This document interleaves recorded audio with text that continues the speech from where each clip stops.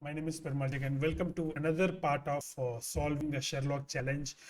If you are following in my previous video, I have solved the I started solving the WhyFind Hack the Box Sherlock. It's a DFIR challenge investigating an individual's device and his activities. We've read through the Sherlock description. The individual was actually hopping over the Wi-Fi's, and also he was doing some browse activities. He was browsing some YouTube and Wikipedia pages. We were asked to find his activities. It is not a malware infection. It is not or anything malicious or anything malicious, but we need to investigate. We are given the we were given the confiscated C drive data. So from the data, we are going to investigate and find his activities and answer the questions that we were asked. Okay, so that is what this is all about. And without further ado, let me start sharing the screen. All right, I'm just resuming from where I left. Now I'm going to give you the list of artifacts that I'm going to mention that the list of artifacts that we are up against, the important artifacts we are going to pass. All right. The first one, the MFT. We can see that in the beginning itself. The MFT, the master file table, which is very important data, vital data in forensic investigation, in any forensic investigation. So I'm going to parse the MFT first, then within the user's data, user's directory, I could see the ntuser.dat. Why I need this? Because first of all, we are going to investigate the activities done by the user. So this ntuser.dat file will be very vital to our investigation, in my opinion. I know. So that is one thing. Then what else I need to check? The browser detail, the browser artifacts. So that is what my next artifacts that I'm going to investigate, the browser artifacts. So I have Brave browser artifact and Edge and Internet Explorer. The Internet Explorer is actually the least preferred one. So I keep Edge, then Internet Explorer. Okay. So these are all the artifacts that I'm going to investigate. Then what else? OneDrive. Does we need to do it? Do we need to do anything with OneDrive now?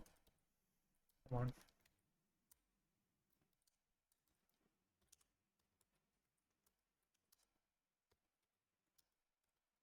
Some OneDrive data, if required, you can use it, but just for the as far as the context of this investigation concerned, I don't think it is required. Moving on, what else do we need to check? I go to Windows directory, Windows directory, system32, config,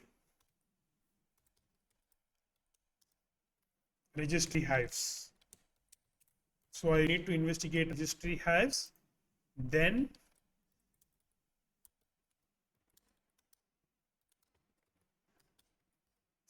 come on.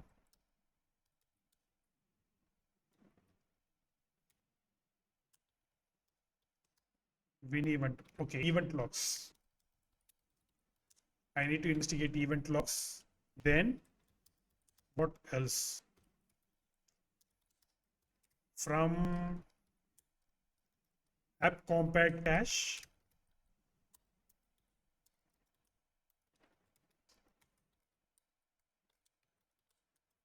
amcache. So amcache is also I can investigate. Prefetch I can investigate, but if the context demands.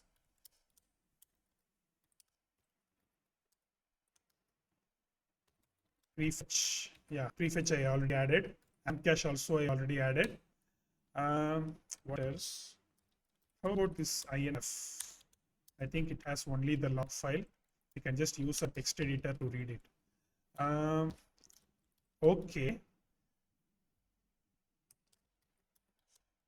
Yeah, just check the Windows directory. Let's go to the program data in Microsoft WLAN SVC. WLAN SVC. Since we are investigating the Wi-Fi, the wireless networks that we connected to, I'm going to investigate this WLAN SVC as well. What else? Windows directory is vital. It is having bunch of details, but just in this scenario, I don't think it's useful. All right. So why don't we go and investigate these things first? Because we already got plenty of data to investigate, to look after. So let's do this one by one. Okay, now let's start investigating the MFT record. So here is my page, my notes. I already got the artifacts that I need to investigate. Now let's move on to my Windows VM to investigate this MFT, the master file table. Okay. Let me adjust the cam. All right, let's go to my Windows VM and I need to investigate this MFT artifact now. So what I can do, there is a tool in the easy tool set. The tool is called MFT ECMD. And you can see this here. It's actually a command line tool. So in order to access the tool, I'm just opening my command line editor and I go to this particular easy tools path. Yes. Now I am in the path and MFT ECMD. When I click, when I press it, I could see the previously used command. -F to mention the MFT file, -CSV to mention the outcome. I already used proper path, so I'm just re-execute this command.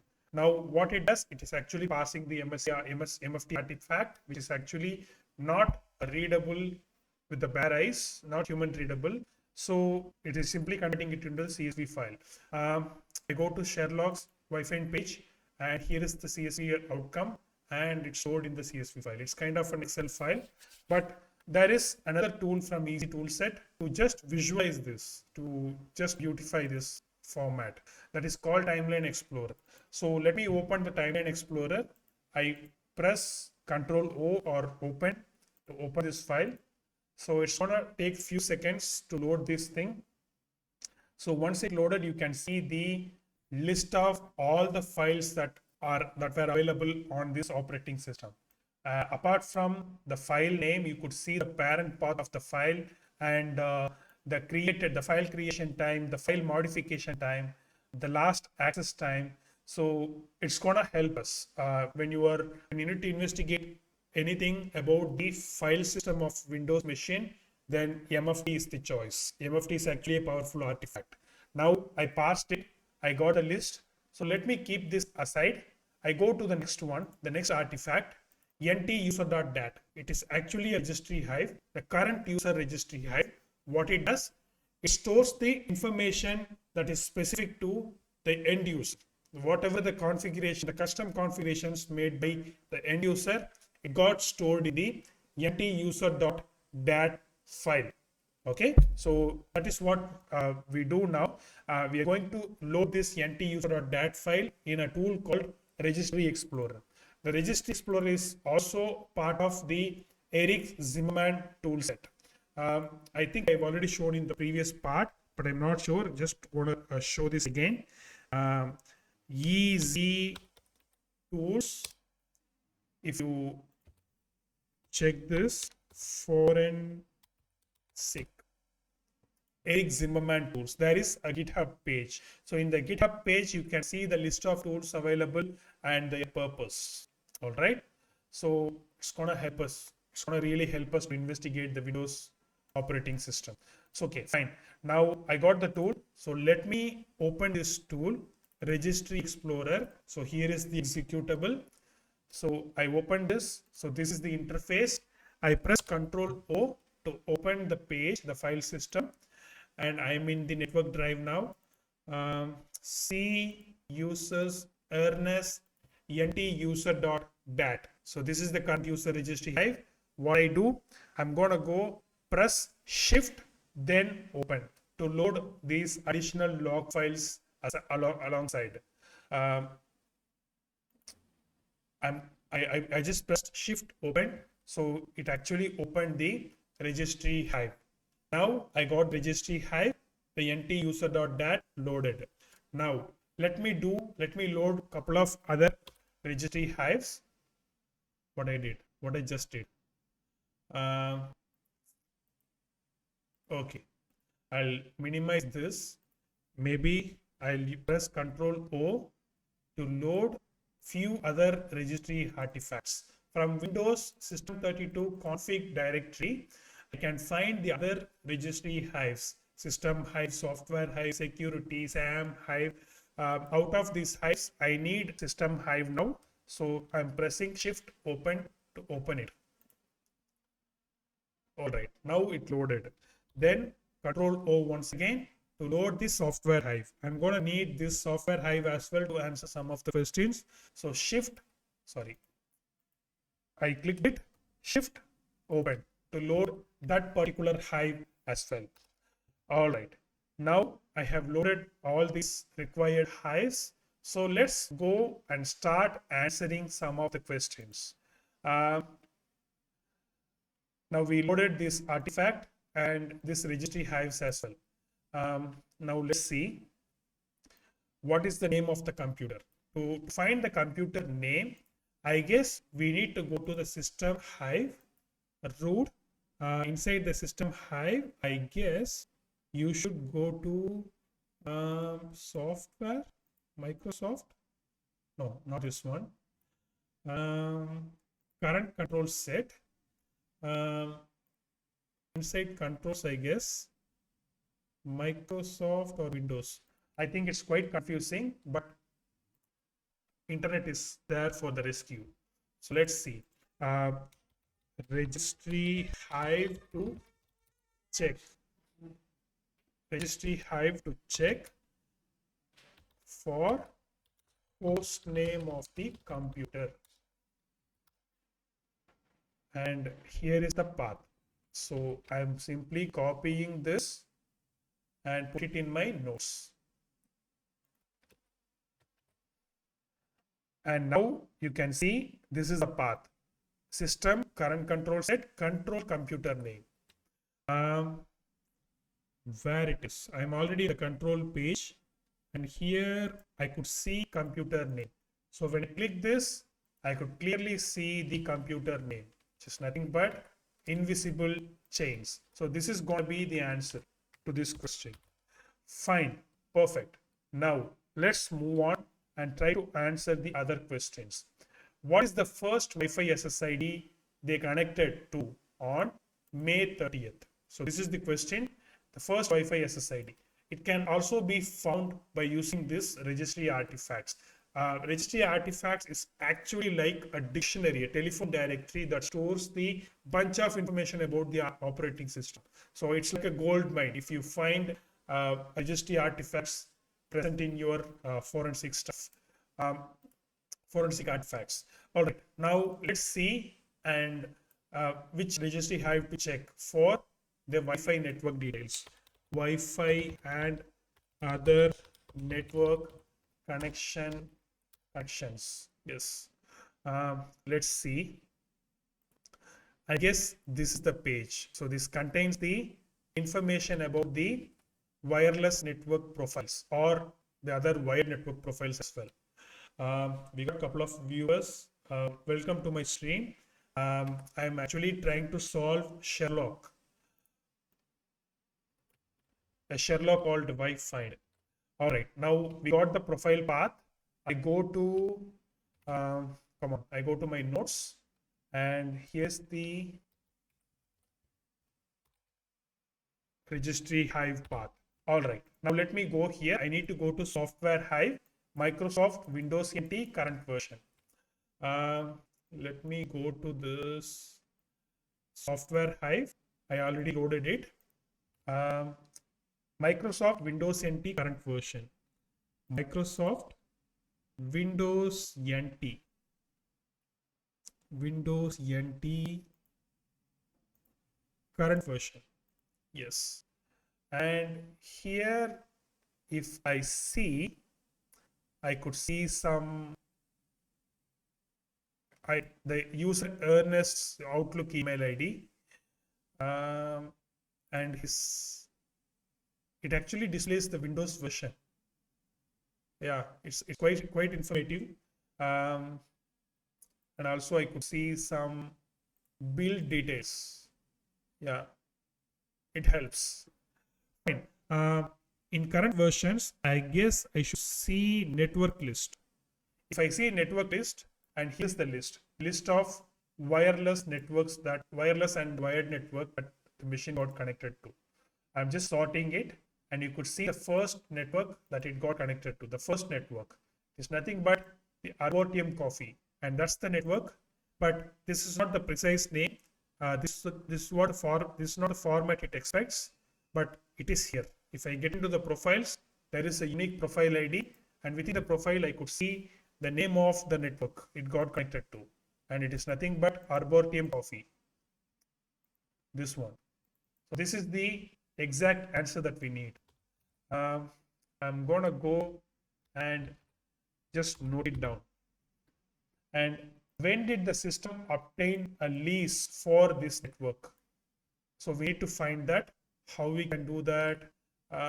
Okay, let's get the help of Google again. To Wi-Fi and its DHCP lease details. I think before that, here is the detail. HKCM system control set services TCP IP parameter interfaces. The subkeys here also GUID contain the configuration details of the specific interfaces. Yeah, DHCP address, subnet mask, DHCP server. Okay, this is what we need. All right, my previous search gave this answer as well. And let me highlight this. Okay, now I go to this particular path, system Hive, current control set, where it is, system current control set, services. From services, TCP IP. Scrolling all the way down to see TCP IP, parameters interfaces. Parameters, and if you see interfaces, you can see the list of unique IDs. I think each ID denotes an interface of the system. If I see this one, I'll be able to scroll down because this is a wireless interface. Because in wireless interface, usually various wireless SSIDs you connect, right? So it contains the SSID, each SSID's profile. If I just expand this, I could see the timeline. So now I'm investigating the first Wi-Fi that connected on 30th of May, right? Based on the time, you can see this is what connected first on 30th of May. So if I just click this, I could see its details. The DHCP IP address it obtained and the lease obtained time. It is not making sense now, but it's a epoch time. We can able to convert it into the human readable format. Then you can see the DHCP server name, server address, the domain name, the DNS address. It's a Google DNS, and the DHCP server address. So this is the DHCP server. This is the DHCP server. Yeah, both are same. Yeah, this is the DHCP server. Fine. Now what we need to answer, what's the IP address did the device receive when connecting to the cafe? So I need the same artifact. So I'm just noting it down. The IP address it received when connected to the cafe is 172.16.100.16. And when did the system obtain a lease for the network? The answer is here. The lease obtained time. I need to convert this into the human readable time, epoch converter. Here is the web page, and I go and paste this here, converting this, and I could see the time here. So this is the time we need. Let's go to the notes and marking my answer. Fine. What next? What was the BSSID of the access point they connected to at the cafe? The MAC address of the access point they connected to. It also stores the MAC address of the access point. So to find that, again, I'm going here. Even you can also find this from this page. So in this page, if you see this DHCP gateway hardware, the last 6 bytes denotes the MAC address of the access point. E4D12496EA5D1, and that's the MAC address we want. To confirm this, we can also go to the previously visited the network list page. So if you go there, you'll be able to witness that as well. So let me go to the software hive and scroll down network list. Against this Arbotium coffee, I see E4D12496E5D1. So this is the MAC address we need. I note this down.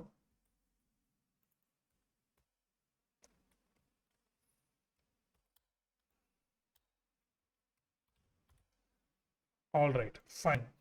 Now we actually answered some of the questions, and let's go to the second network. The same sort of questions we have here as well from question number 40. What is the SSID of the second Wi-Fi they connected to on May 30th? So let's start with this page. From on May 30th, they connected to the second Wi-Fi, which is nothing but Happy Trails Guest. So this is the Wi-Fi name. Can I copy this? Yes, I can. And here is the answer. So let me highlight this. And the next thing is the system release time, right? So I'm going to use the same set of the same artifacts, the same page, right? So I'm just copying this one here as well.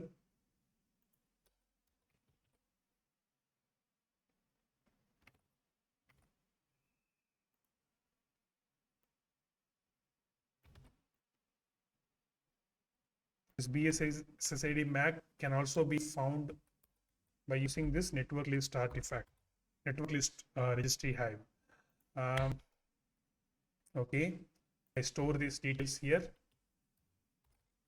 So what we want to do, we just navigate to this location to find the answer. Now we answered this one. The next one is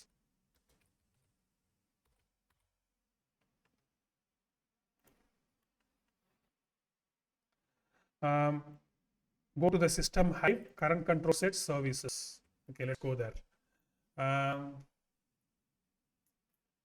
System hive current control set services TCP/IP, where it is, yeah, TCP/IP interface. Within this interface, the second Wi-Fi that connected on May 30th is this one, and here if I see the IP address that it received, which is 192.168.10.100, that's the answer.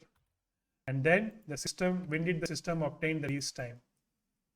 The release time is, I go to the epoch converter once again, do the conversion, and here's the answer. Come on. Yeah. Where is this? Yep. And then the MAC address of the access point they connected to the second cafe. So this is nothing but 4CBA70E1. I go to the previous artifact in the network list, 4CBA70E1, Happy Trails Guest. So this is the second Wi-Fi, right? So let me grab this answer as well.